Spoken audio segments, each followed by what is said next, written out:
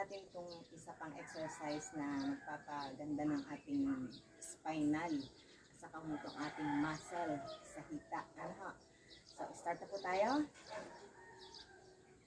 1, 2, 3, 4, 5, 6, 7, 8, 8, 7, 6, 5, 4, 3, 2, and 1. And then, tayo. Ulit. 1, 2, 3, 4, 5, 6, 7, 8, 8, 7, 6, 5, 4, 3, 2, and 1. Tayo. Next. 3, 4, 5, 6, 7, 8, 8, 7, 6, 5, 4, 3, 2, and 1. Tayo. At least 5 times.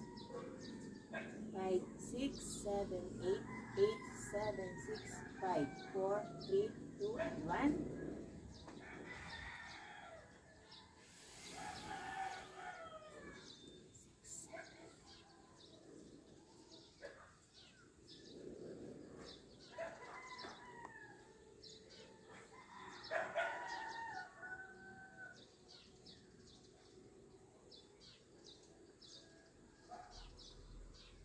O, diba?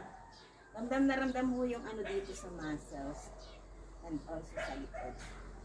Kaya mas maganda kung panatilihin natin yung ating posture. O, diba?